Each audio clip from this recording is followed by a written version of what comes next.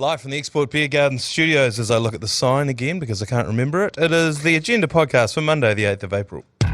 The Agenda, an alternative commentary collective podcast.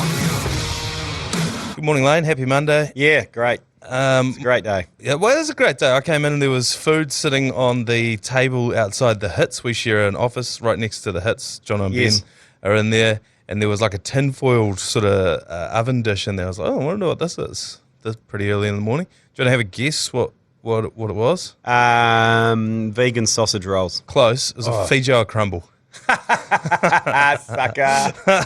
Sucker. Suck on that. It never ends. It never ends.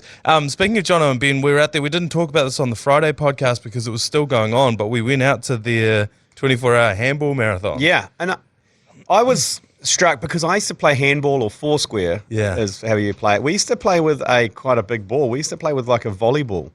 Oh, yeah. But we played with little tiny squishy balls. Little bouncy balls. They're the balls that they sell on the counter at Rebel Sport. Yeah. They're always sitting there. Yeah. It's like there and then socks. Yeah, it's one of those. They were really bouncy. We always played with tennis balls just because that's what was readily available. And we were lucky enough at our high school that the quad was made up out of giant tiles that are about metre squared, probably a bit bigger than that. So we didn't even need to mark out a court. Yeah, we had the squares there already. Yeah. And there were some pretty full-on games. We used to play if you got knocked out, you got branded. So you nice. line up and the king gets to brand you. Yeah, that's good. That's good. There needs to be some sort of consequences, otherwise it gets a bit dull. And there were risks and rewards for finishing either interval or lunchtime in the king's square. Yeah, right. You know, you'd retain kingship, or you'd be the arsehole was the bottom square. Yeah, okay. And there'd be different punishments and things. What would you do if you were the king? Do you get to take your mate's girlfriend or something? I don't think it got that drastic. I think you did get to swap places. If you saw the reigning arsehole at the tuck shop, you were allowed to swap places in the queue with them. Okay, yeah. Which is quite handy because the queues could get out the door. Ours were in a renovated stable where I went to high school, and they just had a pie warmer.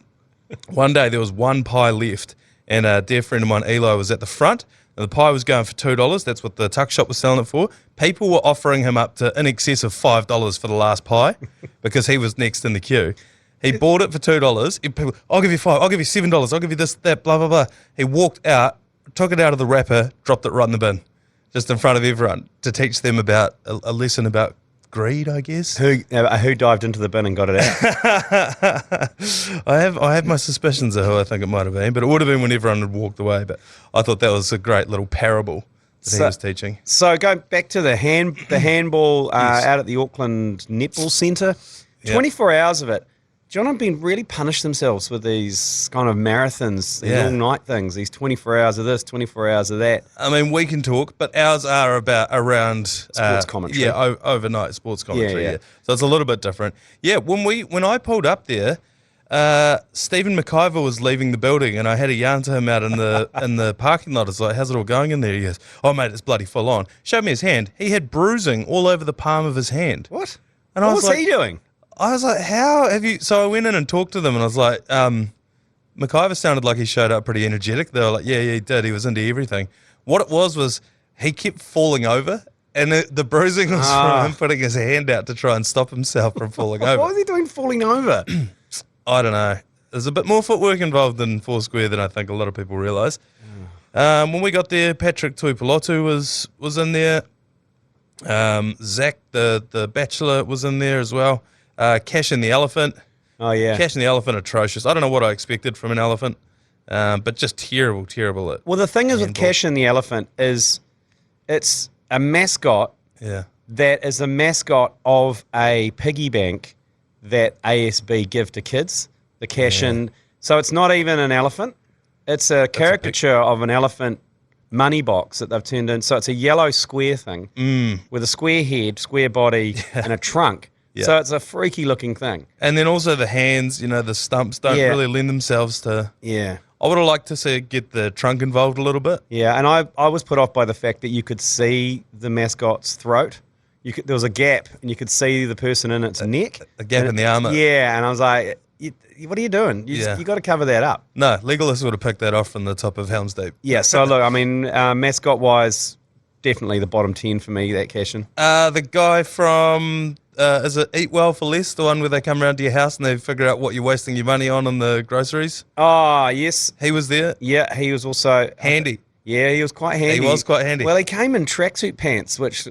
Like the kind of tracksuit pants that you see people wandering around back and safe. Yeah, like, they were pants. strange, yeah. Fat pants yeah, with yeah. that. And yeah. he was also making good use of the massage table. They had a masseuse there, which I presume was for Jono and Ben at like the 2 a.m. mark.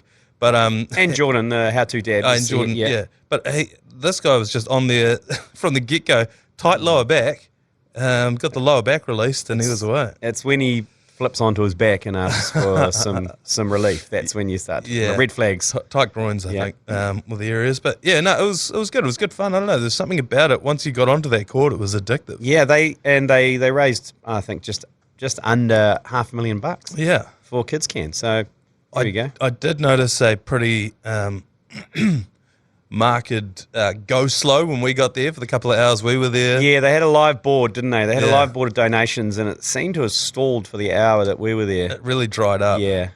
I got stuck into the helium balloons as well, which didn't help. My only concern about that, and I haven't checked the footage back, but I know it was being live streamed, was there audio on the live stream? Oh, God, I hope not. Because if there was, I feel like we would have massively... That could have explained the go slow. I was dragging a lot of people's names through the mud. Quite frankly, what you were doing was defamatory. And well, I got a note from Ben, actually. He sent me... he sent you a note as well saying, hey, thanks for coming along. Manaia, you've got quick hands. Yep. Lane, thanks for not grimming it and ruining it. And I wrote back with, how do you know I didn't ruin it? Yeah, that's right. You should have raised $1 million. You only raised 450,000. No, but how we knew you didn't, the Grim Lane curse wasn't in effect there was because you actually don't support Jono and Ben. So that's how we knew that was exempt from that. But there you go. It was a great day had out there at whatever netball centre that was. Super Rugby across the weekend, Lane. Blowout City. Let me read you the scores: 50-3, 41-20, 68-12, and 40-16. You commentated 2 of these games. How did you go commentating a blowout? It's never easy. I quite like a blowout. If a blowout is your team as well, I don't mind a blowout. Well, yeah. I don't. And the Blues, it was good to see them actually put a performance together because we mentioned it could have been a banana skin Force, but Force were truly awful. They lived up to their Western weakness name, and the Blues just crushed them. And I actually really enjoyed watching the Chiefs beat Moana Pacifica because obviously I was so burnt from the week before. Yeah. And seeing D-Mac back, he like you're saying, he's a minnow slayer. Yeah. But he has definitely got a hand on that first 5 roll. Oh, yeah. No, 100%. All Blacks first 5 roll. Yeah, no, this is what I was saying because there's so many stories in the media this morning that are basically some variation of the Chiefs sweet now that McKenzie's back. Yep. And it's like, okay, yeah, maybe, but also this is what he does. I said this during the World Cup. What he does is he just slays shit teams. I'm not saying he doesn't do that against good teams. I'm just saying if you're a bad team and you come up against Damian McKenzie, you're conceding 50 points. Yeah. That's just how he plays. But I don't think that beating up on Moana Pacifica, who may not beat South Canterbury from the Heartland Division, means that you as a team are back on track. Matt Heath is in the corner like a McCormick. Are you McCormicking our podcast? What are you doing? Are you Garying? What are you Garying in here for? I just a calendar invite popped up from you saying that I was supposed to be in here right now. Oh, okay. No, I think that's a recurring one. We got a microphone issue, so I reckon you can. Wherever a calendar says, if it pops up. That's a lie. That is a lie. Yeah, exactly. that is a barefaced lie. You take your Pinot Wahs group of 2. Yeah. Pinot Wahs are really catching on. We'll touch on that. Yeah. We'll touch on that. Matt Heath has formed a group of elitist Warriors supporters who watch the game with a glass of red wine in their hand. Usually an expensive glass of red wine. You're looking at your Mike Hoskins, which is he's usually on a Bordeaux, a Northern Hemisphere red.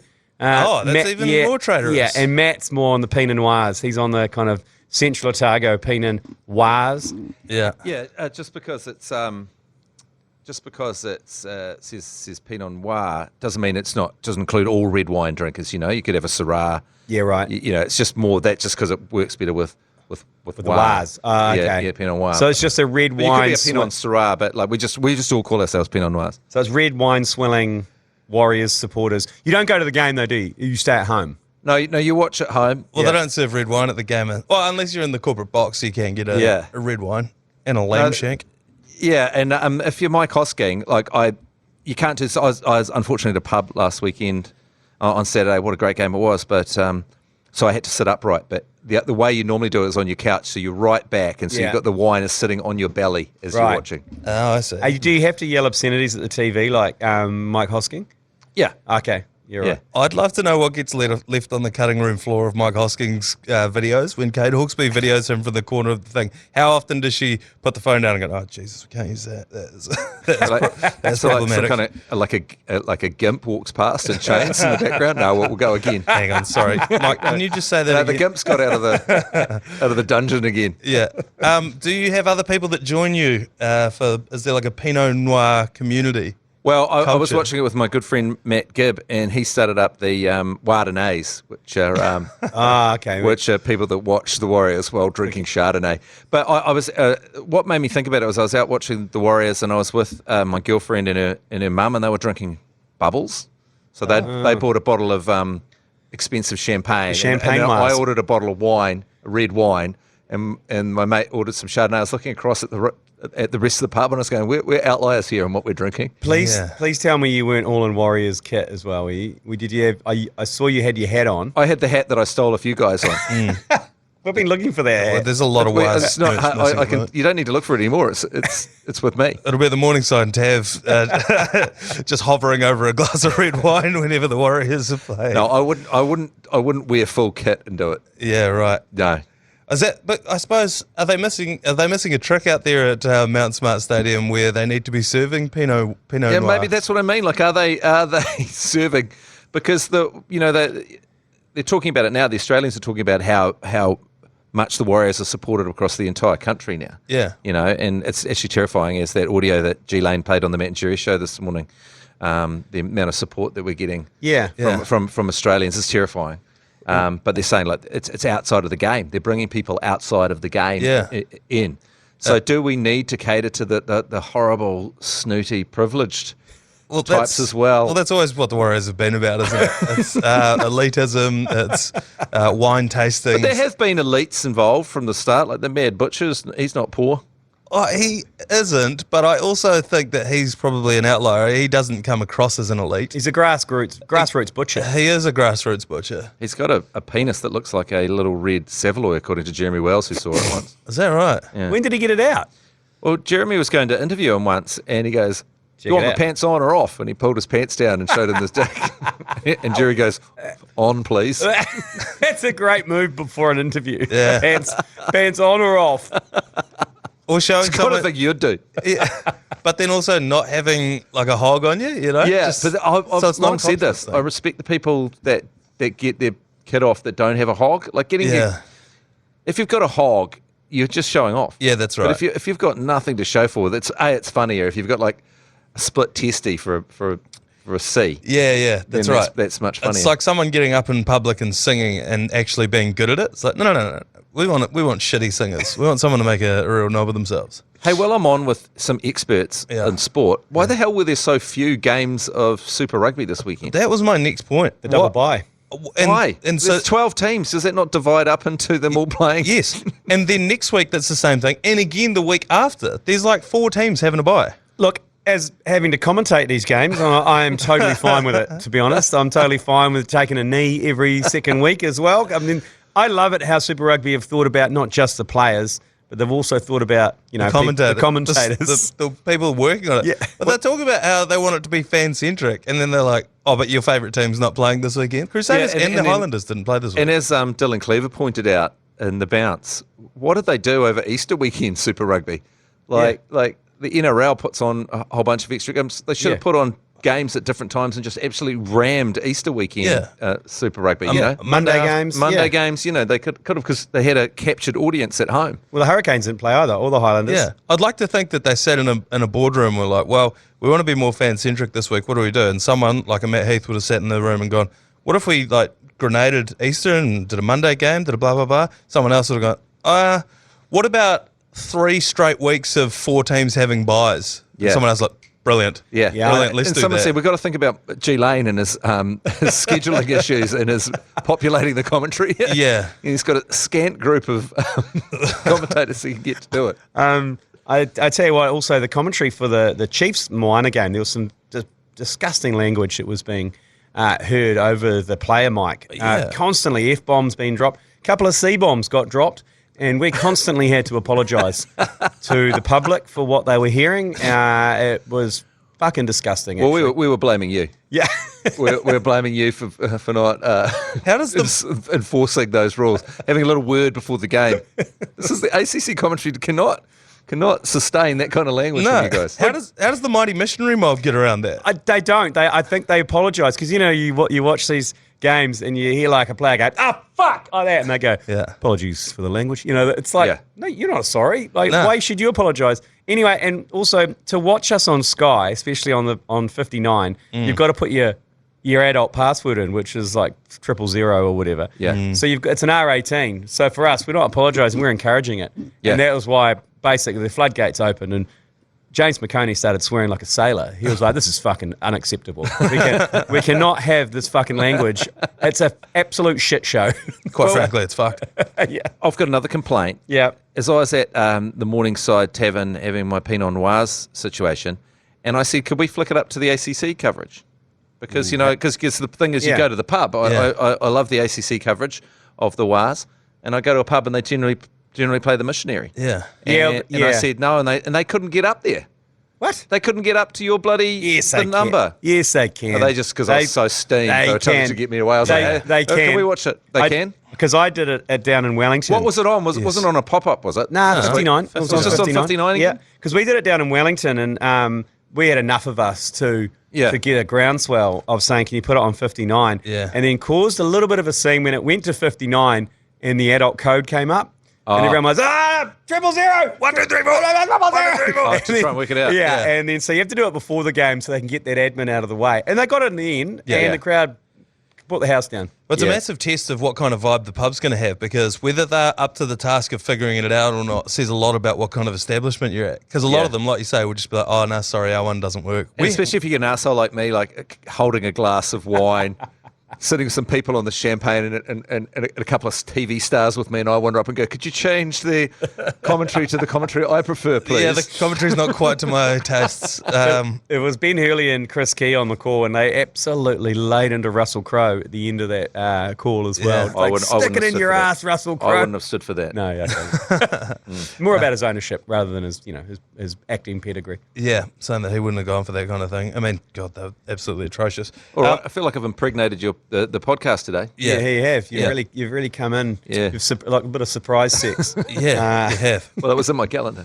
So you can cancel it from your calendar as well. We'll take a quick break and we'll be back to carry this podcast to term. All right, well, it's great to have Matt Heath drop in to the podcast. Such a massive lie. I put so many things in his calendar he doesn't turn up to. No. For some reason, he decided to turn up to that one. Yeah. We should test that theory. Actually, I'm gonna absolutely spam him with invites. Well, just on Friday, he was invited to a thing that we had on Friday afternoon, and he didn't come to because, and he's not here to defend himself, but he is still painting his house now. As I check my phone, it is Monday the 8th of April. I think that started last year. All right, let's talk a bit of code that isn't Super Rugby. It isn't professional, but it is in the Hawke's Bay. Have you seen this story? Yes. 8 club rugby players and their coach were in a van that was peppered with shotgun pellets by gang members as they fled a Hastings rugby game cancelled due to intimidation on the field. This is one of the wildest stories. I have heard of like all-in brawls. I've heard of like 100-man brawls at the Balclutha pub after a rugby game.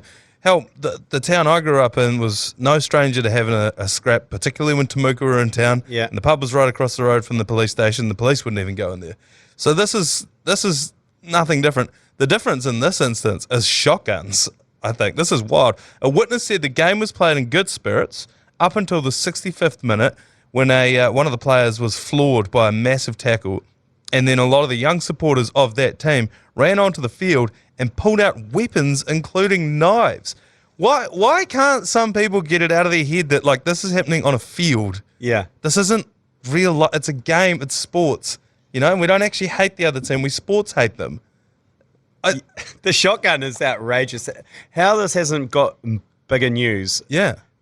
Like, they're driving away in their team van and they open up with shotguns on their van. Why did somebody have the shotgun with them unless they knew that that's what was going to happen? Well, there was... There's a bit of premeditation here. Well, gangs. Yeah. Gangs don't often travel around without some sort of weapon on them.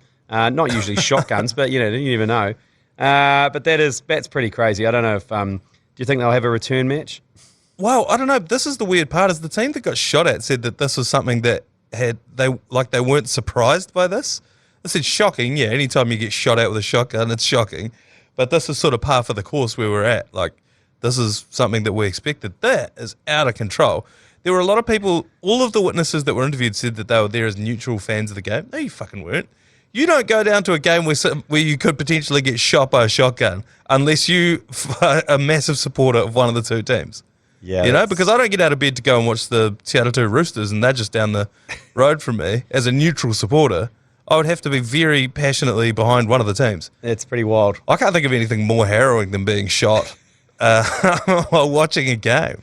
Well, just as well as a shotgun, because if it was a 303 or something, then someone's head would have got blown off. A rifle would have gone straight through it, yeah. It's pretty full on if you haven't seen the photo. Like, it's up on all the news pages. It's like a full-on shotgun blast. It's like if you've ever shot something with a shotgun. Or if you drive down a country road and someone's shot like a giveaway sign with a shotgun, that's what the back of this van looks like. Fuck being in the back of that. 8 of them. That is ridiculous. We need to go to the next game and commentate it. The rematch. The rematch, yeah. Yeah. 100%. To the Motor Games desk now. This image has been quite good. It's been going around as well. And the images of Liam Lawson standing behind Daniel Ricciardo. Daniel Ricciardo is standing beside a guy, presumably from his team, like a mechanic or something, with the helmet on. They're looking at the screen, watching a replay of him crashing. Yeah. And Liam Lawson's just hovering over the back like the Grim Reaper. Just like, oh, what happened there, Daniel? Yeah, he's got one more chance, they reckon. Well, I thought he had one more chance before this. They got the Japanese Grand Prix. They're never going to sack Yuki Tsunoda because he's the other driver, but he's Japanese. Heaps of money coming from Honda. Yeah. And the Chinese Grand Prix is next, and apparently that is the ultimatum being given to Ricciardo. Yeah, because I thought I'd heard this story before already, that they were saying, you've got basically, this is your last shot. Yeah. They've said that Liam Lawson will be in the driver's seat next year. And so they're basically, why wouldn't you just bin the bloke now?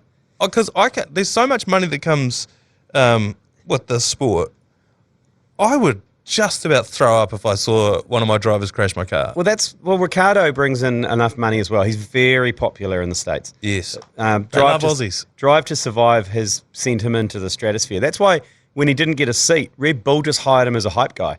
And for the whole season, he basically turned up, did press conferences, signed autographs, and probably still got paid $10 million.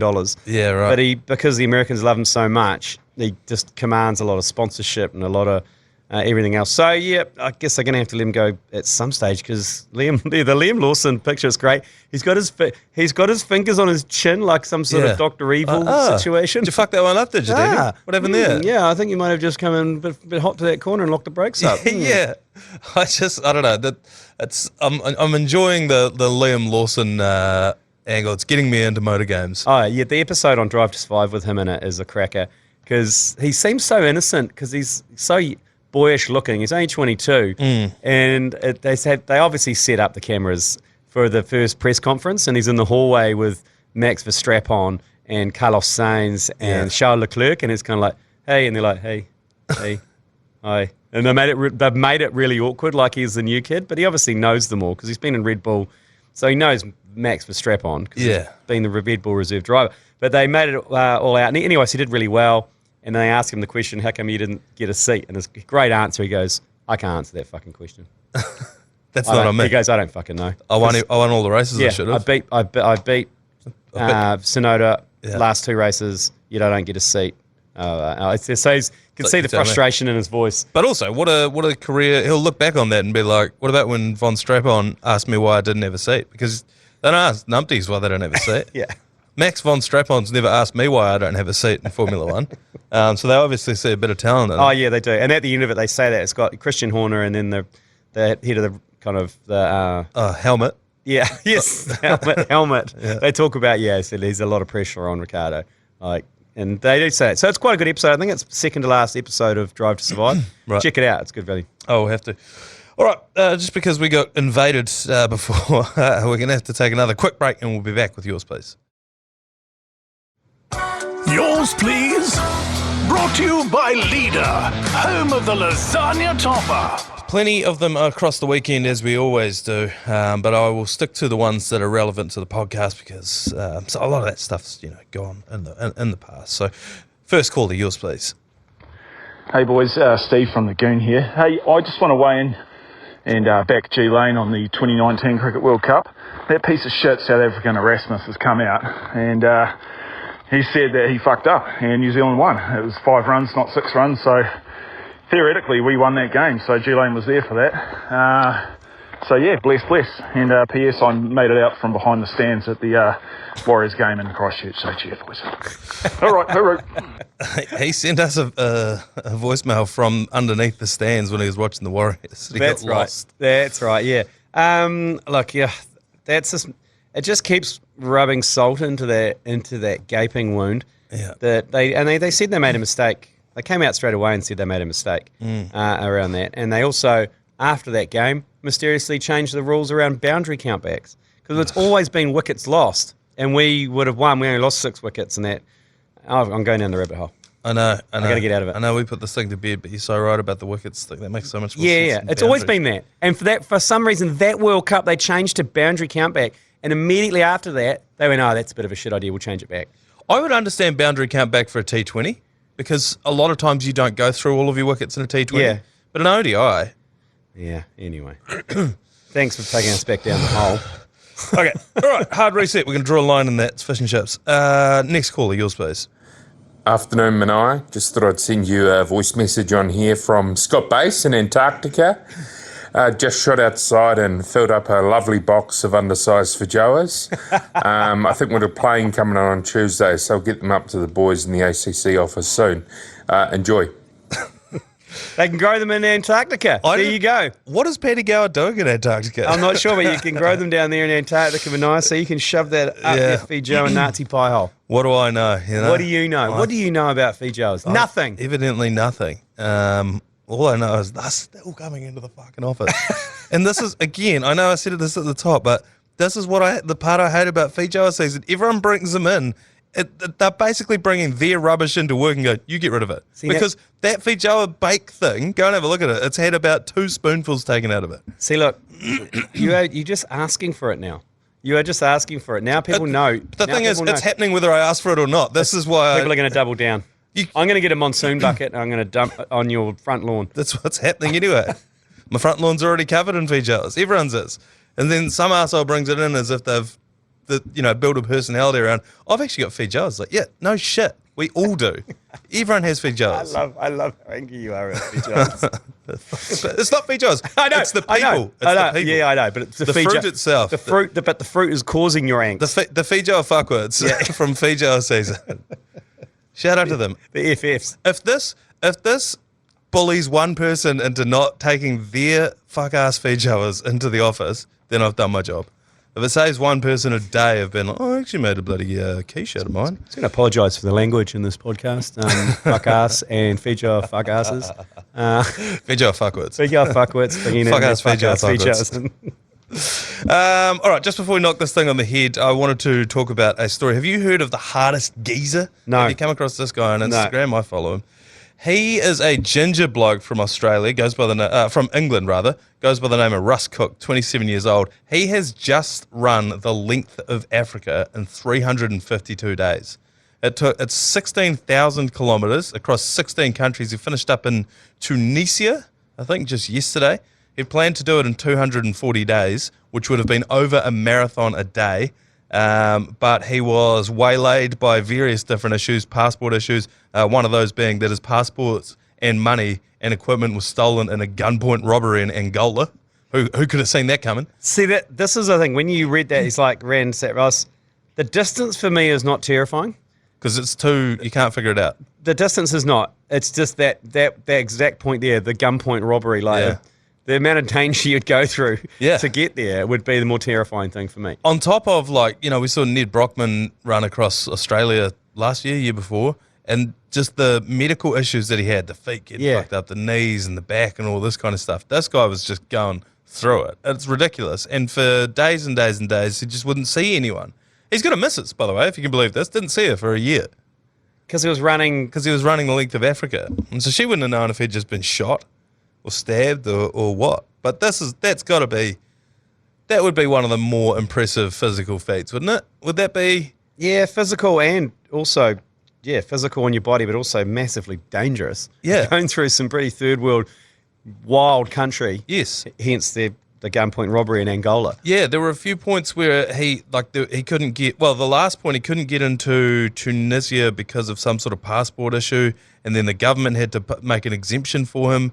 There were times where he couldn't cross a border, but he had to obviously pick back up where he was running from, so he would have to get driven around to another border where they would let him in, then drive back around to where the track met up with where he was so he could continue his run. Because you'd hate to get to the end and some train spotter's like, well, actually, you are. Yeah. The hardest geezer, he just finished it, 352 days. His plan now is to drink strawberry daiquiris on the beach. Fair enough. He raised 1.4 million. Yes. New Zealand for two different charities. The running charity, yeah, which works with homeless young people, and Sandblast, which is a charity that helps displaced people in Western Sahara. For me, that's not enough. Nowhere near. Nowhere near enough. Nowhere near. 1.4 million New Zealand he raised. He spent 352 days. His feet will look like just like a bomb's gone off. He may never recover from this. Yeah.